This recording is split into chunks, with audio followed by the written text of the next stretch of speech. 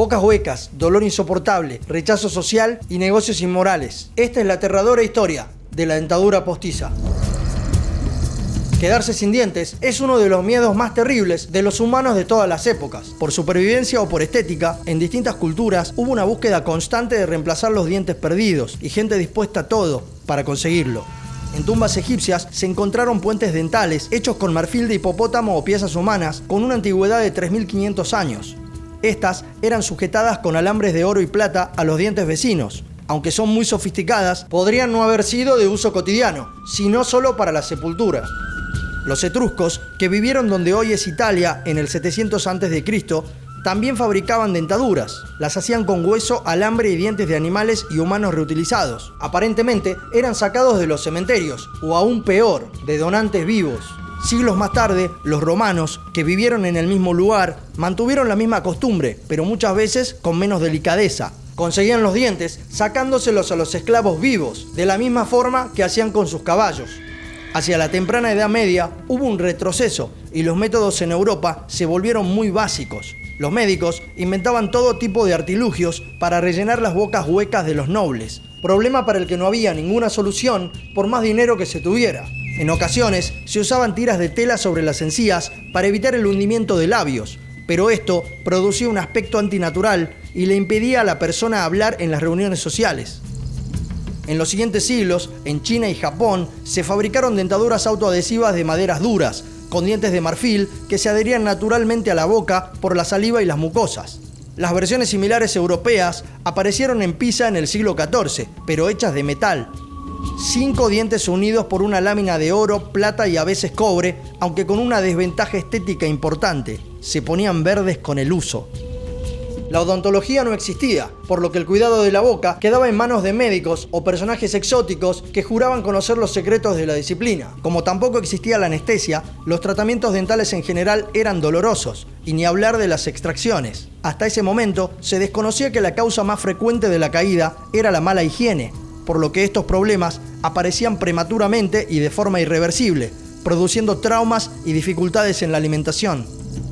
La primera dentadura parecida a las modernas fue invento del francés Pierre Fauchard, considerado el padre de la odontología a principios del siglo XVIII. Fauchard creó una solución para las mujeres ricas, que llegaban desesperadas en búsqueda de una solución a la pérdida de dientes y, por ende, de su belleza. Su invento fue un sistema de muelles de acero que conectaban los dientes de arriba con los de abajo, pero esta era una solución que estaba muy lejos de ser agradable. La presión que se generaba entre los maxilares impedía cerrar la boca y a veces hasta generaba que algún diente saliera disparado en medio de una charla. La solución seguía siendo precaria por una cuestión mecánica, pero también de materiales. Ante la escasez de dientes naturales, el material más usado para las prótesis era el marfil, y esto era un problema. El marfil no tiene dentina y la boca humana es un entorno agresivo. Eso hacía que las prótesis se pudrieran lentamente, decolorando y generando mal sabor y mal olor, por lo que quedaban inutilizadas en tan solo 6 meses. Es conocido el caso de George Washington, que había perdido sus dientes a los 30 años y usaba una prótesis de marfil de hipopótamo. El diseño le generaba una extraña expresión en su cara y cuentan que no soportaba su sabor, por lo que lo sumergía en vino durante la noche.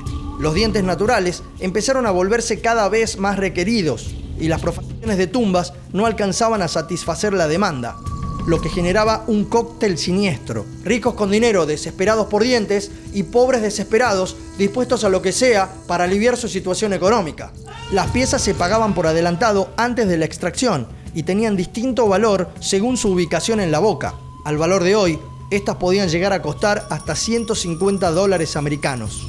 Aún así, los dientes escaseaban, y si bien el saldo de las distintas guerras alimentaban el mercado, hubo un evento que lo cambió todo: la batalla de Waterloo. Las tropas de Napoleón fueron derrotadas en Bélgica, dejando un campo regado de cuerpos. Eso dio como resultado la mayor proveeduría de dientes de toda Europa.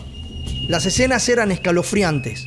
Los recolectores de dientes inspeccionaban a los más de 50.000 soldados caídos. Sin distinguir rango o nacionalidad, había una única cosa importante: conseguir los mejores insumos.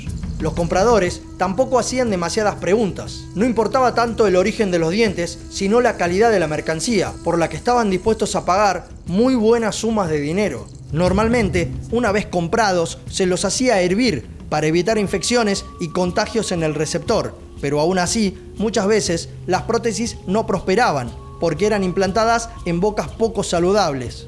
En los años siguientes, estas prácticas disminuyeron gracias a la ley de anatomía, que regulaba el traslado de cuerpos. Esto produjo la necesidad de buscar otras soluciones y estimuló la aparición de métodos alternativos. En ese tiempo, gente de distintas disciplinas, desde peluqueros a herreros, incursionaban en el negocio de las prótesis, y hubo dos inventos que produjeron un gran avance. Por ejemplo, las modificaciones en las prótesis de porcelana, que al principio fueron de una sola pieza y pasaron a ser individuales. El cambio más importante fue el introducido por el joyero Claudius Asch, que desarrolló los dientes tubo durante la década de 1830. Esto se sumó al invento de los hermanos Charles y Nelson Goodyear en el año 1840, que reemplazó el marfil por la vulcanita para la fabricación de la base. Estaban hechas de un material derivado de la goma india, barato y rosado como las encías. Ya en el siglo XX, estos materiales se fueron sustituyendo por otros como el acrílico, dando como resultado las dentaduras modernas, que continúan evolucionando hasta el día de hoy. Si disfrutaste el video, te invito a seguirme y dejar un comentario sugiriéndome otros temas sobre los que te gustaría que investigue. Muchas gracias y hasta la próxima.